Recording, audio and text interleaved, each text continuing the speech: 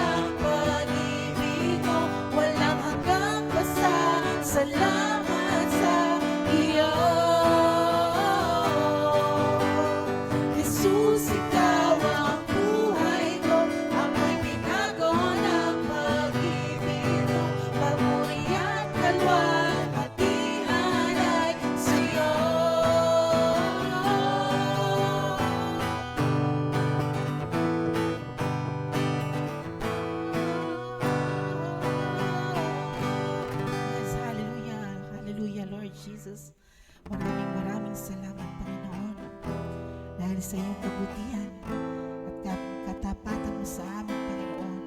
Maraming salamat. Sa suwitin natin. Kay buti-buti mo, Panginoon, sa lahat ng oras, sa bawat araw, ika'y laging tapat kung magmahal. Ang iyong kaawaan magpawalang hanggan. Kay buti-buti mo, Panginoon, kay buti-buti mo, Panginoon, sa lahat ng oras, sa bawat araw, ika'y laging tapat kung magmahal. Ang iyong kaawa ay magpawalang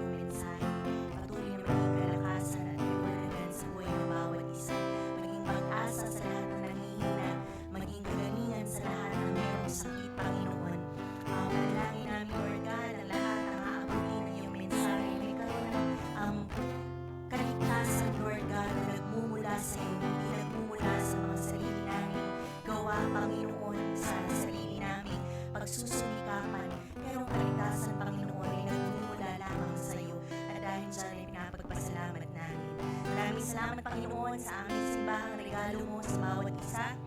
Sa pamamagitan nito, Lord God, naririnig namin ang katotohanan sa buhay ng bawat isa.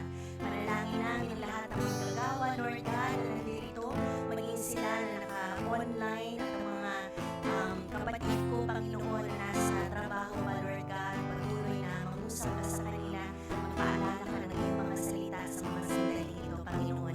Maging ang aming mga pastor, Pastor Noel, Pastor Michelle, patuloy po kalakasan, Panginoon, ay sumakanila, Lord God. Maging patuloy na ang fire, Lord God, at iyong mga pangungusap ay palaging kasama nila sa kanilang buhay, Panginoon. Maging kila Bishop Wayne, Lord God, na patuloy na kasama namin sa aming lakbayin na ito.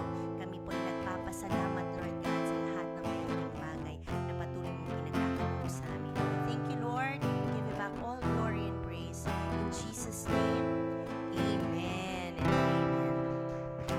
Hallelujah, Lord. Hallelujah, Jesus. Good evening. Evening na ba? Yes, good evening po sa lahat ng kasama natin here online. Thank you, worship team. Yan, and sa lahat din po namin nakasama, yan, kasama po natin online at kasama namin dito sa sanctuary, ang mga masisipag na anak ng Diyos, ang ating mga ushers and worship team and syempre multimedia, Brother Paul. Maraming salamat sa Lord sa pagkakataon ngayong gabi na patuloy na marinig natin ang kanyang mga mensahe, ang mga mensaheng nagbibigay sa atin ng kaliwanagan sa ating lakbayin sa buhay na ito at syempre pag-asa at kalakasan. Yan, alam natin kung saan tayo tatayo. Yan, sa salita ng Panginoon. Kaya maraming salamat. Ganon din sa mga kasama namin online. Maraming salamat po sa inyong pagsama dito sa ating midweek service here in Christ Life Church. So I am Sister Jean Reunisto, and ngayong gabi pong ito ang ating mensahe ay pagpapaalala patungkol sa grasya ng Panginoon na tinanggap ng bawat isa sa atin. Amen? So just last month, ang atin pong theme is all about abiding in Christ. And as we abide in Him, we bear fruits. Tayo po ay namumunga dahil sa ating pananatili sa Panginoon. Taas ang kamay ng mga namunga na dahil sa Panginoon. Yan. Amen. Lahat po tayo, lahat ng nanatili, kumilala sa ating Panginoong Hesus, wala pong kahit isa na hindi namunga. Lahat po tayo ay namunga ng mabuting bagay na nagmumula sa Kanya. Amen? So, ang ating pong Bible verse last month is in John 15, verse 1 to 8. Our main verse is in John 15, verse 5. Sabi po dito sa John 15, verse 5, let me just read our main verse. Ako ang puno ng ubas at kayo ang sanga. Ang nananatili sa akin at ako sa kanya, ang siyang nagbubunga ng sagana, sapagkat wala kayong magagawa kung kayo ay hiwalay sa akin. Yan. For this August, we will also get our theme through John 15, pero doon na po tayo sa John 15:16, and we will mainly tackle the fruits, yung pong mismong natatanggap natin, because the fruits we do not receive, but we do not produce, but we only receive from the life of Christ. So, iikot po ang ating mensahe sa John 15:16 and Matthew 28 verse 19. Ano po ba yung natatanggap nating bunga mula sa Panginoong Hesus? Doon natin malalaman, namumunga ba tayo, hindi tayo namumunga. Pero ngayon ko na po sinasabi, pag ikaw ay nakaugnay sa Panginoong Hesus, tayo po ay namumunga. Amen? Yan. So, ang message ko po tonight is for us to be reminded what we receive when we abide in Christ. Alam niyo po, napakaganda ng mensahe ng Panginoon sa atin sa pagtatapos ng ating abiding in Christ last Sunday through the message of Bishop Willie. Yan, lahat po yata tayo nandito, no? Last Sunday. Ganon din, I wish lahat ng mga nasa online ay natunghayan nyo din po ang mensahe natin last Sunday. Because last Sunday, in the lens of grace, in the gospel of grace, wala pong nangatog ang tuhod sa John 15. Sa John 15 na mensahe. Kasi lagi po nating naririnig ang mensaheng yan, di ba? Kahit ako nung kabataan. Pero I thank the Lord because I saw it in the gospel of grace wherein there is no more fear. But in the gospel of grace, there is always assurance. Laging merong assurance. John 15 verse 5, di ba sabi, Jesus is the vine and we are the branches. Whoever abides in Him will bear fruit. But in the following verses, we will see, nandun na nagkikreep in ang fear wherein naisip natin, Lord, paano pag hindi ako namunga? Mamumunga ba ako? Paano pag inalis na yung sanga? Panggatong na lang ba ako? Ayan. Yun dun yung nagkakaroon ng nasusway tayo. But the Lord is always reminding us, napakaganda po, in the gospel of grace, in the lens of grace, we will always see that there is assurance in the finished work of Christ. Hindi na po tayo matatakot, hindi na po tayo mag-aalinlangan saan ba tayo nakatayo, saan ba ang posisyon natin sa ating pananampalataya. Kung tayo ay may pananampalataya sa Panginoong Hesus, meron tayong kasiguraduhan na kaligtasan at bunga mula sa ating Panginoon. Amen? Yan. So, ngayon po ang topic ko for tonight is, ano po ba ang tinanggap natin sa ating pananatili sa Panginoon? This is very important because this is our foundation. Ito po ang ating foundation sa ating pananampalataya. So that every time that we will hear a message, hindi po tayo malilito. But we will just continue to flow and to receive in what Jesus did for each and every one of us. Hindi po tayo ang mamumunga ng bunga, tayo po ay tatanggap ng bunga mula sa Panginoon. Amen? Ayan. So, bakit po ba tayo nang tinawag ng Panginoon, ng ating Ama patungo sa Kanyang anak?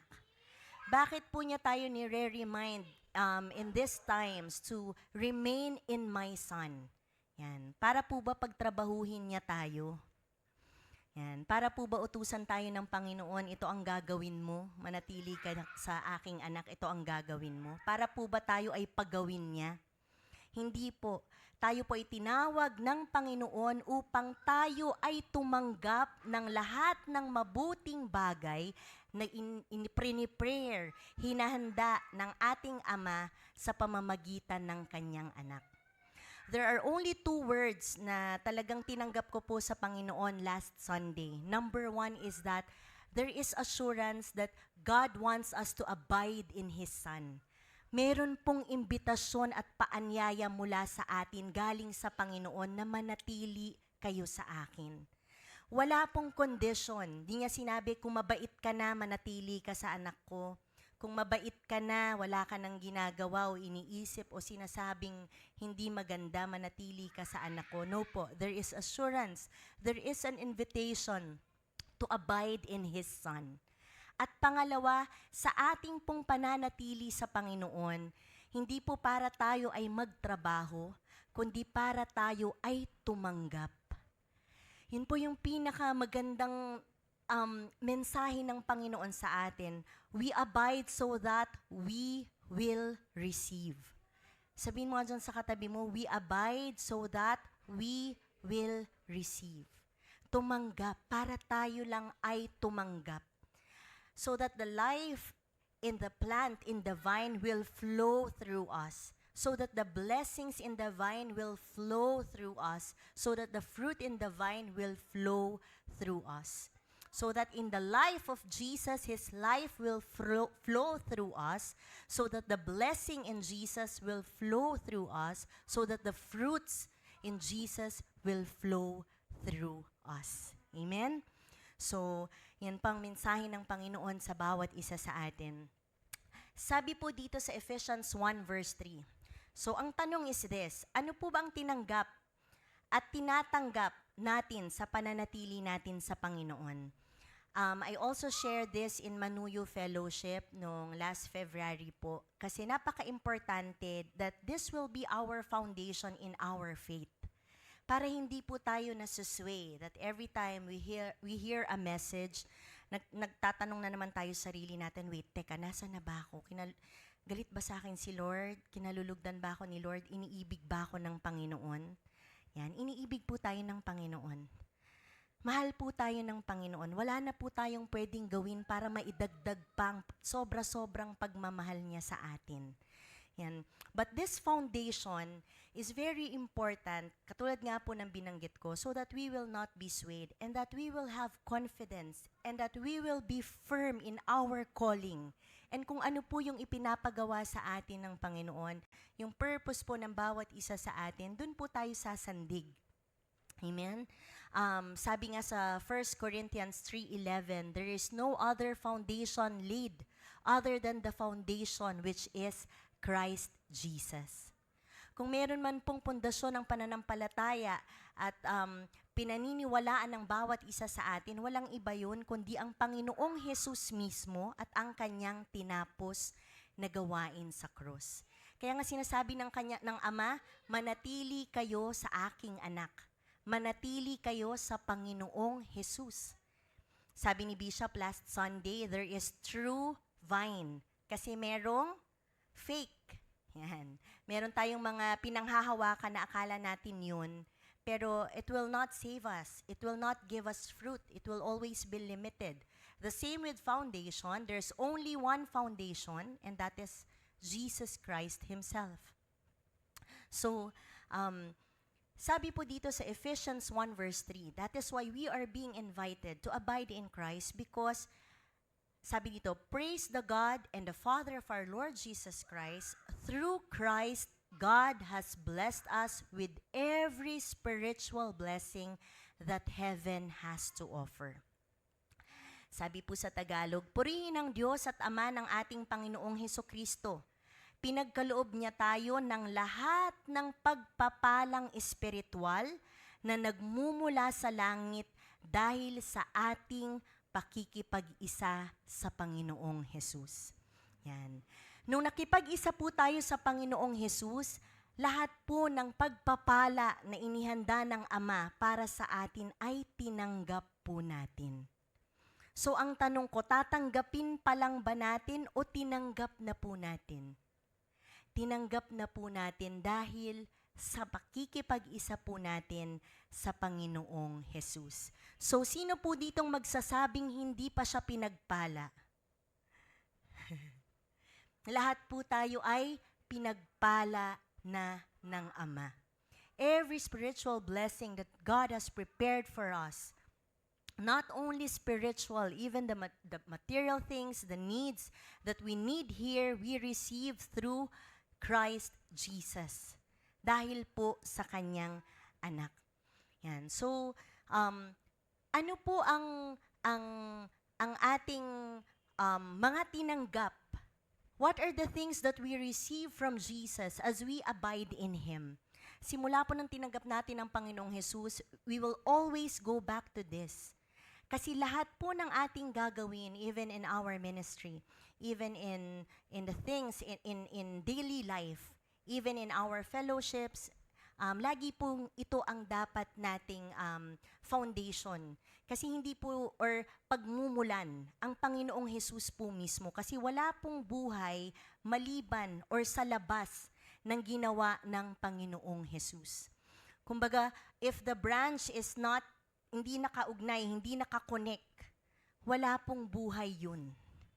Naunawaan po natin, pero ang lahat ng naiugnay natin sa Panginoon, laging magkakaroon ng buhay. Ang mga desisyon nga lang po natin, kung hindi nakaugnay sa Panginoon, medyo pagewang-gewang, hindi tayo sigurado, we're not sure-footed. But everything that we will connect and give to Jesus, we will always have kasiguraduhan. We will have sureness. We will be sure-footed if we are connected in Jesus. So number 1, kaya po tayo inaanyayahan ng Panginoon na manatili, maniwala, tanggapin ang kanyang anak because the Father wants a relationship with each and every one of us. Alam niyo po, isa po ito sa talagang natanggap ko sa Panginoon last Sunday. Hindi po pumili ang Panginoon ng kung sino mang tao o perpektong tao para makipagrelasyon sa Kanya. From the very beginning, God wants a relationship with man. nais po niya talaga ng relasyon sa bawat isa sa atin. At naniniwala ako, hindi lang sa mga bawat isa sa atin na nandito na, maging ang mga kapamilya po natin na wala pa dito ay nais din ng Panginoon na makipagrelasyon sa kanila. From the very beginning, this is God's heart for us to have a relationship with Him, for us to commune with Him. Kaya nga po niya ginawa ang tao so that He can commune with Him, and with man, He can lavish him with His love. Maiparamdam ng Panginoon ang kanyang pagmamahal sa kanya. Amen? So, ngayon, yun pong nais ng Panginoon. And for us to have a relationship with God, we need Jesus. Kailangan po natin ang kanyang anak. Walang iba kundi ang Panginoong Jesus. Dati po, mula simula hanggang dulo ng Bible, if you will read, the Lord is always making a way to have a relationship with man. Alam niyo po, habang inaaral ko to, naiiyak ako kasi sabi ko, Lord, grabe. Nalala ko yung sabi ni Brother EI. Naalala ko rin yung sinabi ni Brother EI. Kapag kay Mayor, di ba, kakausapin mo lang si Mayor, kailangan mong makipag-appointment. Yan, napakadaming bagay na kailangan mong gawin. Di lang kay Mayor, kahit siguro sa doktor, kailangan mo na, pero kailangan mong makipag-appointment. Kaso, next month pa dadating si Doc. Kaya kailangan mo pang antayin. Pero alam niyo po, ang Panginoong Jesus is not asking for an appointment. Alam niyo po, yun. Di natin kailangan makipag-appointment sa Kanya. Actually, ang gusto niya ay relationship with us. Not just a certain time conversation, but a relationship with us daily. In the Bible, from beginning to end, yan po ang nais ng Panginoon. Before, there are covenants. Ito po yung isa sa naituro ko sa Manuyo. Meron tayong Old and New Covenant. In the Old Covenant, alam po natin, our relationship is through the obedience, ang ating pong pagsunod at hindi pagsunod sa Panginoon. Nalulugod ang Panginoon pag tayo ay nakakasunod. Yan po yung under law before. But, pag hindi nakasunod, there will be punishment. Yan. So, napakahirap po ng Old Covenant. But we thank the Lord because through His Son Jesus, we are no longer under the covenant of law. Hindi na po tayo nandyan. Sa pamamagitan ng Panginoong Jesus sa Kanyang anak na binigay, tayo po ay pwede nang makipagrelasyon sa ating Ama bilang ang Panginoong Jesus ang ating tagapamagitan, ang ating mediator. Yan. We are sinful in nature. We commit sin so we cannot go directly to God. But because of what Jesus did for us, then we can have a relationship with the Father. Amen? So yan po yung una. Nais ng Panginoon na tayo ay tumanggap sa Kanyang anak, manatili sa Kanya because He wants a relationship with us.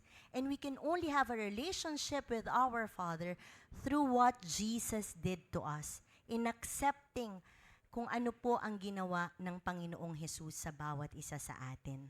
Amen? So, sa Old Covenant, meron actually 613 na kautusan. 10 doon sa ibinigay niya kay Moses, and the rest you can read in Deuteronomy. Siguro po sa atin, kung susundin natin yun araw-araw, ngayon, sa panahon natin, ay talagang wala nang makakalapit sa ating Ama. Tama po ba? Yan. The law will always make us guilty. The law will always make us shy. The law will always make us unsure. The law will always make us unworthy of anything that we will receive from the Lord. And it will always, alam niyo po yun, yung relationship natin sa Kanya, we will always be burnt out. Parang ang hirap sumunod sa Lord. Pero thank God because may tinapos ang Panginoong Jesus. In the new covenant, tayo po, ang bawat isa sa atin ay makakalapit na sa Ama sa pamamagitan ng Kanyang anak. Amen? At ang maganda doon, anong sabi po na sa ating pinag-aralan ng ilang linggo na, ang imbitasyon po is abide in me. Hindi po yun abide in me ng may kondisyon, kundi simply an invitation to abide in Him. Manatili, tanggapin ako at manatili sa akin. Amen? Yan. Sabi po, and the second one, through Jesus we receive salvation. This is one thing na talagang ipinaunawa sa atin din. Last Sunday, we were reminded by Bishop that through the grace of God, through faith, by the grace of God, we receive salvation. Dahil po sa Panginoong Hesus na kung saan nasa Kanya tayo po ang bawat isa sa atin ay tumanggap na ng kaligtasan. Hindi na po tayo maliligtas pa lang, ang bawat isang nakipag-isa sa Panginoong Hesus ay naligtas na. Yan, tingnan mo yung katabi mo. Yes, ligtas na yan. Grabe siya. Ayan, so salamat po sa Panginoong Hesus kasi we are not worthy. If you look at our everyday lives, alam niyo po yan, mapapaisip din tayo minsan. Pero salamat sa Panginoon kasi tayo po ay niligtas niya sa pamamagitan ng kanyang gawa. At hindi na po yan mawawala. Ang ganda po ng mensahe na kung saan hindi siya yung branch na puputulin, susunugin, maaalis sa puno. No, our salvation is already with us. It is a one-time thing. Our justification ay isang beses lamang pong magaganap. Simula nang tumanggap tayo sa Panginoong Hesus, tayo po ay iniligtas na niya. Through our faith in Jesus Christ and His finished work on the cross. In Ephesians 2, chapter 2, verse 8 to 9, sabi dito, sapagkat dahil sa kagandahang loob ng Diyos, kayo ay naligtas sa pamamagitan ng pananampalataya. At ang kaligtasang ito ay kaloob ng Diyos at hindi sa pamamagitan ng inyong sarili. Hindi ito bunga ng inyong gawa, kaya't walang dapat ipagmalaki ang sinuman. Yan, napakaganda po nito. For by grace you have been saved through faith, and this is not your own doing. It is the gift of God, not a result of work, so that one may boast. And this is the foundation of our faith, the grace of God. We are saved through faith by the grace of our God. Alam niyo po, ang grace is the unmerited favor. Pag lagi po nating binabalik-balikan ang ginawa ng Panginoon para sa atin, talaga pong we will be sure-footed. Hindi po tayo malilito, matatakot o maliligaw, bagkus lagi po nating maaalala na dahil sa tinapos na gawain ng Panginoon, tayo ay merong kasiguraduhan at makakapagpatuloy. So, no longer by dead works or obedience, hindi na po sa ating pagsunod o sa pagpapagal natin para mahalin pa lang tayo ng Panginoon, tayo po ay inibig na niya noon pa man. Sabi diba sa kanyang salita in Romans, even when we are still dead to our sins, Christ died. He died already, namatay siya kahit nung tayo ay makasalanan pa lamang. So, hindi ba tayo inibig ng Panginoon na sobra-sobra? Hindi ba grasya ng Panginoon yan?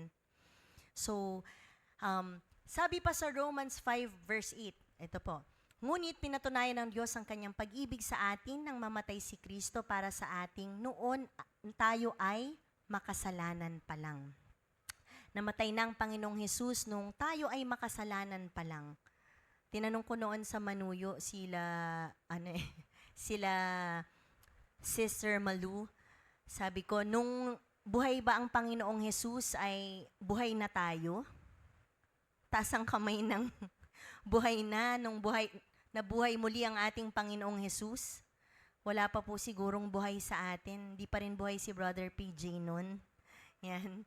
Pero salamat sa Panginoong Hesus kasi alam niya, kahit sa ating kapanahunan ngayon, maging sa ating anak at magiging anak ng ating mga anak, inihanda na ng Panginoong Hesus ang kanilang kaligtasan. Praise God. Amen? That even before we are still sinners, Christ died for us. Di pa po tayo nabuhay noon. Pero hanggang sa kasalukuyan, hanggang sa mga susunod pang panahon, inihanda na ng Panginoon ang ating kaligtasan at kapatawaran. Amen? That is why, kaya ko po mas naunawaan yung Matthew 11:28 verse 30. Habang inaaral, kaya pala Lord, it is not through our obedience, but only through abiding in you, only through accepting you and the finished work of Jesus on the cross that we will be saved. Kaya itong Matthew 11:28 verse 30 had another meaning. Nagkaroon siya ng panibagong kapahulugan sa lente ng grasya ng Panginoon. Kasi dabi dito sa Matthew 11:28 verse 30, "Come to me, all of you who are weary and burdened, and I will give you rest. Take my yoke upon you and learn from me, for I am gentle and humble in heart, and you will find rest for your souls. For my yoke is easy and my burden is light." Dati iniisip ko lang to pag may problema ka eh. Tama ba? Which it still applies. Alam niyo po yun. Lumapit po tayo sa Panginoon, sa trono ng grasya ng Panginoon every time na nabibigatan tayo sa ating mga problema, sa ating mga pinagdadaanan sa buhay. But also in our walk, in our faith. Napakaganda po nitong Matthew 11 verse 28 because it tells us, "Come to me, all of you who are burdened." Sa mga parang nabibigatan sa pagsunod, nabibigatan ba tayo para maigawa natin ang mga pinapagawa ng Panginoon? Jesus Christ is telling us na hindi mo na kailangan. Kasi tinapos ko na yan. Ang tinapos ko ay ang iyong kaligtasan. Wala kang ibang gagawin kundi tanggapin na lamang ito. Receive. Yan. Everything that the good things that the Lord has prepared for us, wala po tayong ibang gagawin kundi paniwalaan at tanggapin. So hindi po na tayo dapat maghihirap para ma-please si Lord. Hindi po tayo dapat maghihirap para mahalin tayo ng Panginoon o pagpalain tayo ni Lord, na kung saan, kung kailan parang hindi tayo pinagpapala, mukhang may mali tayong ginawa. Hindi po ganun. Siya na po mismo ang nagsabi, "Abide in me." Patuloy po niya tayong iniimbitahan. And that invitation only tells us that He has prepared. There is no condition whatsoever para tanggapin mo ang lahat ng mabuting bagay na inihanda ng Panginoon para sa iyo. Amen? And third is, kaya po tayo iniimbitahan ng Panginoon upang matanggap natin ang pagpapatawad na inilaan na niya noon pa. This is a message that the Lord also placed in the life of Pastor Noel. Meron pong parang, ilang buwan na patuloy po niya itong pinipreach sa atin that we are forgiven. Na tayo po ay tunay ng pinatawad ng Panginoon. Through Jesus, we are forgiven already. Sabi po dito sa Romans 5 verse 1-2, "Sapagkat napawalang sala na tayo sa pamamagitan ng ating pananampalataya. Meron na tayong mapayapang ugnayan sa Diyos sa pamamagitan ng ating Panginoong Jesus." Sa pamamagitan ng pananampalataya kay Hesukristo, tinamasa natin ang kagandahang loob ng Diyos. At tayo'y nagagalak dahil sa pag-asang tayo'y makakabahagi sa Kanyang kaluwalhatian. So, tayo po ay pinawalang sala na dahil sa tinapos ng Panginoong Hesus sa krus. Hindi na po natin kailangang magbayad dahil ang kabayaran ng kasalanan ay kamatayan. We will no longer receive this because Jesus already paid for all our sins and we are already forgiven. And isa po tong katotohanan na napakahirap tanggapin sa buhay natin na tayo ay pinatawad na ng Panginoon. Dahil sa Panginoong Hesus, tayo ay pinatawad na ng Ama. So, but the more that we read the Word of God, the more na pinapaniwalaan natin ang tinapos na gawain ng Panginoon, the more na nakikita natin ang ating sarili na tunay na ngang pinatawad niya. Yan. So, tingin ka nga sa kabila, sa kanan, pinatawad na yan ni Lord. Kung hindi mo pa pinatawad yan, pinatawad na yan ng Panginoon. Ang grasya ng Panginoon ay nagpatawad na diyan. Kaya sino naman po tayo para hindi pa rin natin patawarin kung ang grasya na tinanggap natin sa Panginoon ay sobra-sobra. It's also time for us to forgive. Amen? Yan. So tayo po ay tunay ng pinatawad ng Panginoon. Minsan, mas malupit pa po tayo sa Panginoon, di natin mapatawad ang ating sarili. Pero tunay ngang pinatawad na niya tayo. At salamat sa habag at grasya ng Panginoon para dyan. Sabi sa Romans 8 verse 1, there's already no condemnation for those who are in Christ. Kaya nga, wala nang kahatulan ng parusa ang taong nakipag-isa na sa Panginoong Jesus. And this is one thing that we receive from Jesus, ang ating kapatawaran.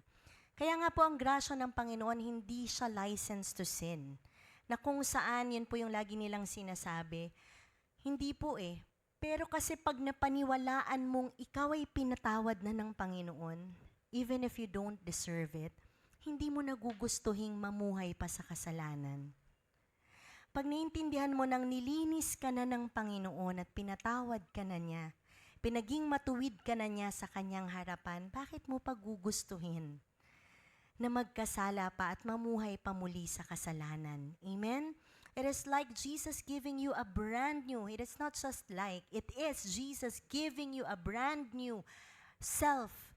Yan, through Him. So, bakit mo papipiliin na bumalik? Yan. So, grace is not a license to sin, but the more that we understand the grace of God in us, the more we will be thankful. Mas maunawaan natin ang pagpapasalamat natin sa Panginoon na ang buhay na meron tayo ay buhay na dapat it is something na ang buhay natin ay buhay na ng Panginoon na dapat nating pinamumuhay. Kasi ito ay isang buhay na pinatawad na, isang buhay na pinaging matuwid dahil sa kanyang tinapos na gawain. Amen? Yan. So, number 4, because we are forgiven, sa pamamagitan ng Panginoong Jesus, we are also made righteous.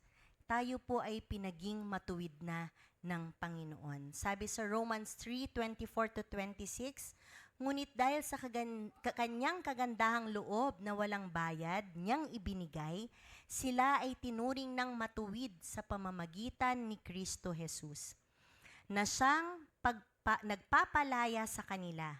Siya ang inialay ng Diyos bilang handog upang sa pamamagitan ng kanyang dugo ay mapatawad ang kasalanan ng lahat ng sumasampalataya sa Kanya. Sa pamamagitan ng dugo ng Panginoong Hesus, ang bawat kasalanan na meron tayo ay pinatawad na. Amen? Maging ang kasalanan natin bukas ay pinatawad na ng Panginoon. Alam niyo po, pag inisip niyo yun, hindi niyo iisipin na magkasala ka Maiiyak ka dahil, Lord, grabe, kahit yung gagawin ko palang pinatawad mo na. Alam niyo po yun, ganun ang grasya ng Panginoong Jesus na ibinibigay at ino-offer at iniimbitahan ng bawat isa sa atin na tanggapin. So sa pamamagitan ng kanyang dugo, ang bawat isang sumampalataya ay pinatawad na niya. Ginawa ito ng Diyos upang patunayang siya'y matuwid, sapagat nung unang panahon ay nagtimpi siya at pinagtiisan ng kasalanan ng tao. Ngunit ngayon ay ipinakita ng Diyos na siya'y matuwid at itinuturing niyang matuwid ang lahat ng sumasampalataya sa Panginoong Hesus. Napakaganda po kasi lahat ng sumasampalataya sa tinapos ng Panginoong Hesus at sa Kanya mismo ay pinaging matuwid na ng Ama. Lagi ko pong ini-illustrate to, isang illustration na natutunan ko lang din po kay Pastor Noel, na kung saan ang lahat ng tumanggap sa Panginoong Hesus, hindi na tayo ang nakikita niya, kundi ang nakikita na niya ay ang Panginoong Hesus na tinanggap ng bawat isa sa atin. Amen? That is why tayo ay malayang nakalalapit sa Ama. Dahil ang nakikita na niya sa atin ay ang Panginoong Hesus na tinanggap ng bawat isa sa atin. Amen? Yan. So, talagang pinagpala po tayo ng Panginoon. Dahil din diyan, meron po tayong lakas ng loob na tayo din ay gumanap sa mga bagay na pwede nating gawin. What I mean is, dahil sa confidence na yan natin sa Panginoon, tayo ay nakalalapit sa Kanya sa pamamagitan ng ating pananalangin, sa pamamagitan ng ating pagpunta sa church. Before, sa dati nating buhay, pag mabait na tayo, tsaka na tayo mag-church. Yan, alam po natin yan. Naiya po tayo minsan mag-pray, parang, shucks, may kasalanan ako kanina, hindi mo na ako siguro magpa-pray. Ganyan. Pero hindi. Ngayon nauunawaan na natin na ang Panginoon ay hindi Ama natin na dapat nating kahiyaan. Bagkus the more na magsumiksik tayo sa ating Panginoon dahil napakalaki ng habag at grasya niya sa bawat isa sa atin. Amen? Yan. So this is the confidence. Our confidence is what Jesus did to each and every one of us. That is why napaka-importante na tayo inaanyayahan niya at tayo tumanggap at maniwala sa kanyang tinapos na gawain. 5, dahil po sa Panginoong Jesus, tayo rin ay naging parte na ng kanyang pamilya. We are no longer aliens or strangers to the Lord, but we are considered children of God. Yan. Tinan mo yung katabi mo kung makang anak na ni Lord yan. Amen. Maraming salamat sa Panginoon. Oo naman po, syempre, ang bawat isa sa atin, iyon po ang pinakamasarap na maging identity ng bawat isa sa atin, na tayo ay tawaging anak ng Diyos. Yan. Siya ang ating Ama at tayo ay kanyang mga anak. Dahil sa kanyang anak na si Jesus, tayo rin ay pinabilang ng Ama na maging anak niya. Amen? So, more than anak ka ng isang kilalang tao, mas parang ang sarap pakinggan na anak ka ng Panginoon. Ang Panginoong lumikha ng langit at lupa.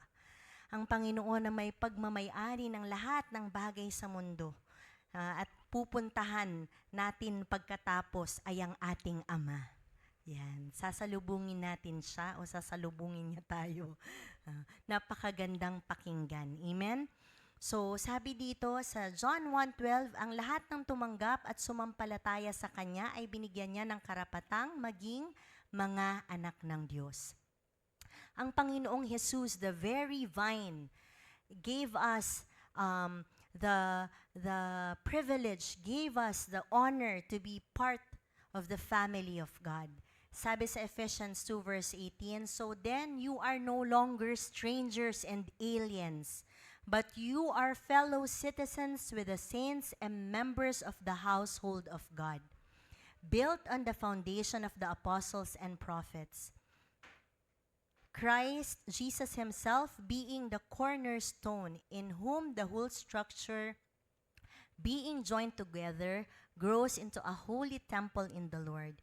In him, you are also being built together into a dwelling place of God by the Spirit. So tayo po ay ginawa ng parte ng household ng ating Panginoon. And we are also part of Jesus being our cornerstone, the very foundation ng ating pananampalataya. Yan. So, sino dito ang ate, kuya, auntie, sa pamilya ng Panginoon? Yan. So, meron po tayong kanya-kanyang place in the family of God, but all of us are children of the Lord. Amen? Yan. And through Jesus, we also receive His very person, the Holy Spirit.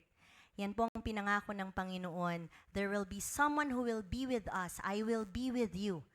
Yan, through the Holy Spirit. Ang lahat na nanampalataya sa Panginoong Jesus ay pinagkalooban niya ng kanyang Espiritu Santo. Ang bawat isa po sa ating nanampalataya na, hindi po natin hihingin na mag-dwell in ang Holy Spirit sa bawat isa sa atin, pero let us make it clear that the Holy Spirit is already living in each and every one of us. And isa po itong grasya ng Panginoon, even if we are not a worthy vessel, the Holy Spirit is still living in us because we receive Jesus. Amen?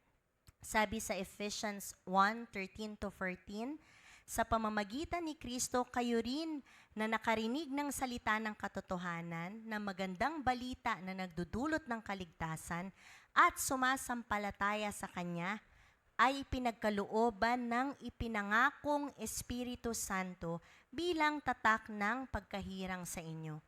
Ang Espiritu ang katibayan na makakamit nating lubos ang lahat ng pangako ng Diyos sa atin. Praise God. At sa gayon ay pupurihin ang Kanyang kalwalhatian. Before, we thought na yung conscience, no? Yung konsensya natin, akala natin ang konsensya natin na nagsasabi sa atin ng isang bagay ay mali at tama. Pero now we understand through the Word of God as we read His Scripture, it is the Holy Spirit inside of us speaking of God's words in us. Yan, naalala ko si Sis Lina, Sis Jean, bakit kaya nung paggising ko, ito yung Word of God na bigla kong naalala. Yan, kwento niya sa akin yan. Bakit kaya, ito yung paulit-ulit na ipinapaalala sa akin ng Panginoon. Alam niyo po, it is the Holy Spirit speaking to us through His words. Amen? Siya po yun, yung biglang may nagpapaalala sa atin. Sabi nga ng salita ng Panginoon, ang Espiritu Santo ang magpapaalala, magpapaunawa at magsasabi sa iyo na kayo ay mga anak ng Diyos. Yan. So that every time, if we are being reminded that, oh, I'm a child of God, it is because of the Holy Spirit inside of us testifying na tayo nga ay mga anak ng Diyos. Amen? Yan. So, this is one thing that we also receive from Jesus. The Holy Spirit, whoever believes in Jesus, receives the Holy Spirit. And through the Holy Spirit living inside of us, through Him, we will be able to receive the fruits, ang wangis po. By God's grace and through the Holy Spirit, we will receive the fruits that the Lord has promised to every one who receive Him. To all those who have faith, magbubunga. Yan po ang ating patuloy na pinag-uusapan, hindi po ba? And one of the fruits that we will receive is the fruits of the Spirit. Yan po yung wangis at character ng Panginoon. Amen? Dahil hindi po yan something na iproproduce natin sa ating sarili, but dahil sa Espiritu na nananahan sa bawat isa sa atin, yun, doon po natin siya matatanggap o mailalabas. Ano po ang fruits of the Spirit?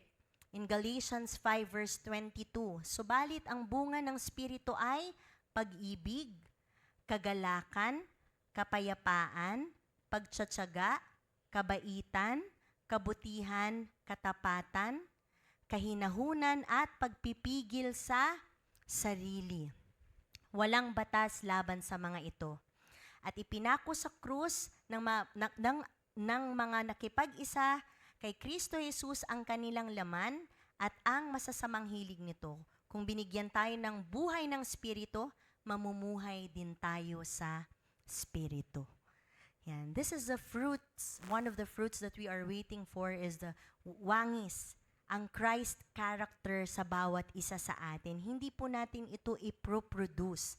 Bagkus ang Espiritu Santo sa pamamagitan ng mga salita ng Panginoon na patuloy niya sa ating ipinapaalala at ipinapaunawa, maiproproduce po natin ang kalikasan at wangis ng Panginoong Jesus.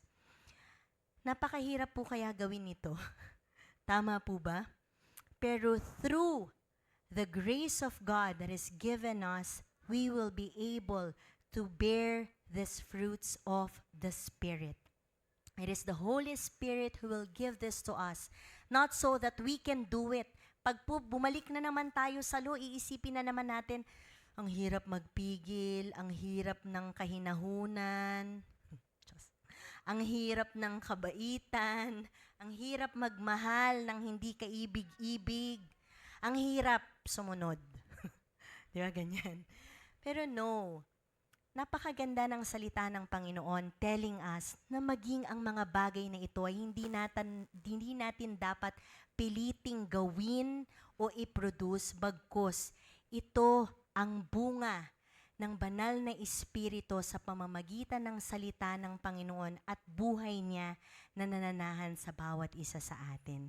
Amen? Sino dito ang mas mapag-ibig na dahil tinanggap niya ang Panginoong Jesus? Yan. Tayo, hindi po ba? Sino dito yung parang nagulat ka na lang din na mas patient ka na?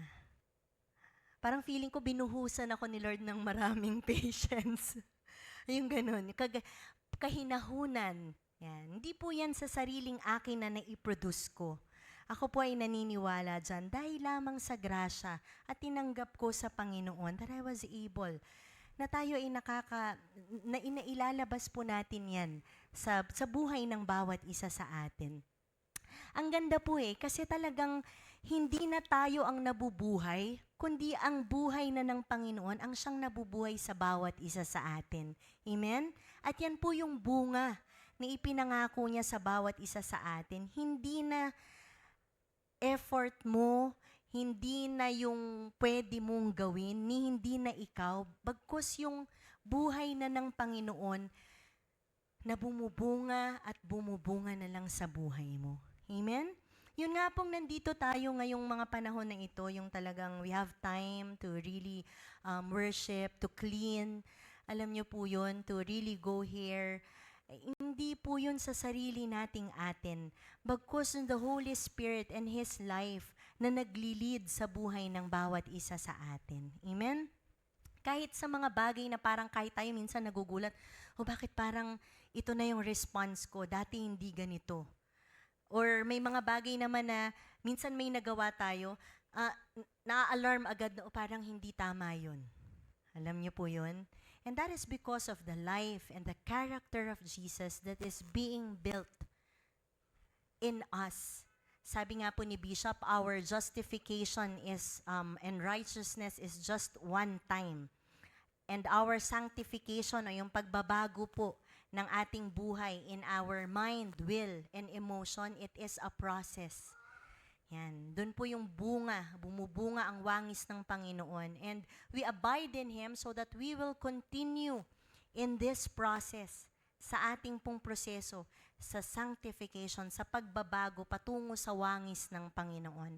And paano po mabibuild ang wangis na yan? For us to bear the fruits of the Spirit, not for us to bear, but for the Holy Spirit to continue to produce it in us, it will be done through the Word of God. Sa patuloy at patuloy po nating pakikinig ng katotohanan, ng grasya lamang ng Panginoon sa buhay natin, the more that we align, the more that we receive, mas tama po yung pagkakonekta natin doon sa buhay ng Panginoon na nais niyang padaluyin sa buhay ng bawat isa sa atin. Amen? And last po is, not only that the life of Jesus that we receive will produce His character o yung likeness, yung fruits of the Spirit, ang pagmamahal, ang kahinahunan, ang kagalakan na maiproproduce sa atin. Another fruit na na-mention din ni Bishop last time is ang mga kaluluwa. Mga tao na sa pamamagitan natin ay makakakilala rin sa Kanya. One of the Bible verses for our theme for this month is in Matthew 28 verse 19. Sabi dito, ito is a command. Pero sa palagay ko, alam niyo po, through God's grace, this will no longer be a command. Dito ko po naunawaan, pag nananahan sa'yo ang grasya ng Panginoon na unawaan mo, hindi na siya basta command. Pero sabi po dito sa Matthew 28 verse 19 ay ito, kaya't humayo kayo, gawin ninyong alagad ko ang mga tao sa lahat ng bansa. Bautismuhan niyo sila sa pangalan ng Ama, Anak, at Espiritu Santo. This is actually the Great Commission na kung saan we are being commanded to make disciples of all nations. Alam mo po yun? Tayo po ay gawin nating alagad ang mga tao, tayo magbautismo. Pero alam niyo po, dahil tayo ay nananahan na sa grasya ng Panginoon, nagkakaroon na rin tayo ng heartbeat ng Panginoon. Sinong naniniwala? Na nagkakaroon na rin tayo ng heartbeat, we do not do this thing so just so na dahil we are tayo ay sumusunod sa komande, kaya kailangan natin tong gawin. Hindi. Pero nagkakaroon po tayo ng puso, katulad ng puso ng Panginoon na kung saan nais din nating umabot ng iba. Alam niyo yung meron tayong minsang kaawaan sa mga may sakit, nais natin silang puntahan at ipanalangin, nais nating tumulong sa kanila, o nais nating magpaabot ng hindi ng words of encouragement natin, kundi magpaabot ng salita ng Panginoon na magpapagaling sa kanila o magliligtas sa kanila kung anumang sitwasyon nila. I believe this is the heart of Jesus that is in each and every one of us. Sa lahat po ng nag-abide, sa lahat po ng kumonekta, sa lahat ng tumanggap at nanatili sa Panginoon, patuloy po na ang puso ng Panginoon ay nabubuhay. His heartbeat becomes our heartbeat. Kaya the fruits that na-produce is no longer out of obligation, but rather out of love, out of the heartbeat of God. Yan. Natutuwa po ko sa Women's Fellowship, not only in the Women's Fellowship, kahit po dito sa ating simbahan, talaga pong nanganganak dahil po meron puso ng Panginoon na nais umabot. Ang naunawaan po nating tinanggap sa Kanya ay nais na din nating isalin sa iba. Not just out of command, but basically out of the heartbeat of God that is residing in each and every one of us. Amen? Ayan. So, yan pong ating mga tinanggap sa ating Panginoon na dapat po nating laging balikan at panghawakan. Kasi diyan po tayo laging magsisimula. Sa kahit na anong bagay na ating gagawin in our daily lives, we go back that we already received salvation from Christ, that we are already forgiven. Tayo ay pinatawad na ng Panginoon. Tayo ay pinaging matuwid na niya. Ano pa po bang tinanggap natin sa Panginoon na ang buhay niya ay siyang buhay na ating tinatanggap. At dahil sa buhay na yan, tayo po ay patuloy ng nagiging kawangis niya at namumunga ng iba pang mananampalataya dahil sa pag-ibig na nasa bawat isa sa atin. So, that is the very reason why the Lord is calling us to receive His Son Jesus, and not only to receive Him, but to really abide in Him. This is our foundation. Balikan po natin kanina yung verse natin sa Ephesians 1 verse 3. Ang lahat ipinagkaloob na sa atin, ang lahat ng pagpapalang spiritual na nagmumula sa langit dahil sa pakikipag-isa natin sa Panginoong Jesus. So, that is our confidence, my brothers and sisters. We are called to abide in Christ, not so that we can do things for Him, but so that we can receive everything that He has prepared to each and every one of us para po sa ating ikabubuti, para po sa ating ikauunlad, para po sa ating ikalalawak sa buhay at kakatagumpay sa buhay na ito. And this is not only for us, hindi lang para sa atin, kundi para sa iba din. So that sa ating pong paghayo, ang mga foundation po na ito po ang dapat nating ibigay o ipamahagi sa kanila. Ang mabuting grasya at kagandahang loob ng Panginoon sa bawat isa. Not by works, but only through what we receive in Christ Jesus na tayo po ay makakagawa. Amen?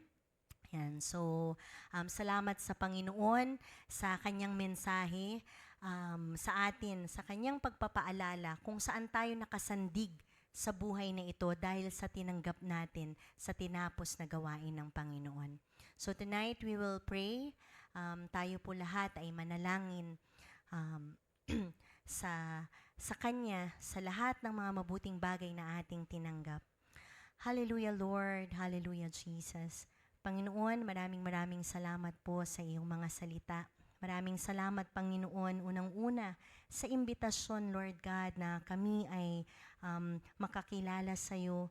Kami, Panginoon, ay tumanggap at manatili sa iyo, Panginoon. We thank you, Lord God, because there is no condition. It's just an invitation to each and every one of us na kami ay tumanggap at manatili. At dahil dyan, Panginoon, kami ay sobrang nagpapasalamat. Sa aming pananatili, Panginoon, napakadaming magandang, mabuting bagay na tinanggap ng bawat isa. Panalangin ko, Lord, sa aming lakbayin, sa aming paglakad, sa aming pananampalataya, the more that we receive it in our lives. Not only sa mga kaisipan, katuruan, but higit sa lahat sa aming pamumuhay, Panginoon. Panalangin ko, Lord God, your fruit, Panginoon, your fruit, your life will continue to flourish in the life of each and every one of us. Saan man kami pumunta, Panginoon, ano man ang aming ginagawa sa araw-araw, ang mga foundation na yan ng tinapos mong gawain para sa bawat isa sa amin, ang siyang panghahawakan namin sa araw-araw. Para walang kalituhan, Panginoon, we are not swayed by the different teachings of this world, Panginoon, but rather we will have confidence and we will remain firm by the finished work of Jesus on the cross. And we also continue to pray, Panginoon, that your life in us, your heartbeat in us will continue, Panginoon, hindi lamang para sa aming sarili, hindi lamang para sa mga mahal namin sa buhay, maging sa lahat ng tao, Panginoon, na nais mong abutin sa pamamagitan namin, Lord God. And may we just give the pure message of your grace to each and every one, Panginoon, na aming makikilala sa lahat ng ipapaalala mo sa amin o ilalagay mo sa aming buhay, Panginoon. May we also have the confidence to share of this grace that you have given each and every one of us. Maraming salamat, Panginoon, sa mensahe ng pag-ibig, pagmamahal, Panginoon, the unconditional love na hindi namin kailangan laging patunayan ang aming sarili, bagkus laging imbitasyon na tanggapin lang namin ang lahat ng pagmamahal at grasya na ipinagkakalob mo sa bawat isa sa amin. Not by works, Lord God, not by the things that we do, but because you are love. Ikaw mismo po yan na persona ng pagmamahal at grasya, Panginoon. Hindi sa kung sino kami, pero kung sino ka sa buhay ng bawat isa. Panalangin ko, Panginoon, ang lahat ng merong mga pinagdadaanan sa mga sandaling ito, ang lahat ng mga may sakit, Lord God. I'm also praying for Stephen Anunuevo. I just continue to pray, Panginoon, na pagalingin mo po ang batang ito mula ulo hanggang talampakan, Lord God. I give him another life, Lord God, so that he will know you. His family will know you more, Panginoon. I continue to pray sa lahat ng may nararamdaman nandito sa sanctuary mula ulo hanggang talampakan. Panalangin ko, Panginoon, ang kagalingan ay sumakanila, Panginoon. Ganon din sa lahat ng kasama namin online. Maging ang papa po ni Sister Flossie, alam ko, Panginoon, patuloy na sinasamahan mo siya at ang kanilang buong pamilya sa kanilang pinagdadaanan ngayon. Panalangin ko, Lord God, maging ang mga nalilito, mga pinanghihinaan ng loob dahil sa kanilang mga pinagdadaanan. Ikaw ang Diyos, Lord God, na gumawa na noon pa man. Ikaw ang Diyos, Panginoon, na nagtagumpay na noon pa man. Kaya alam ko, ang lahat ng naniniwala at tumatawag sa iyo, Panginoon, ay magtatagumpay din. Ang kalakasan na kailangan namin sa araw-araw ay sa iyo lang namin kukunin, Panginoon. Ang lahat ng pangangailangan namin sa araw-araw ay depende lang namin sa iyo, Lord God. Dahil ikaw ang source ng lahat ng mabuting bagay. Maging ng wisdom, Panginoon, na kailangan namin sa araw-araw. Sa iyo namin lahat kukunin at hihingin, Panginoon. Dahil ikaw rin ang Diyos na hindi nagtatangi, bagkus patuloy na nagsusupply sa bawat isa sa amin. Maraming salamat po sa lahat ng mabuting bagay na patuloy mong ipinagkakaloob, pinararana sa bawat isa. May we be good stewards of everything that you have placed in our hands, Lord God. Not only of the material things that you have placed in our hearts, in our hands, but most importantly, every good spiritual blessing that you have placed in our hearts, Panginoon.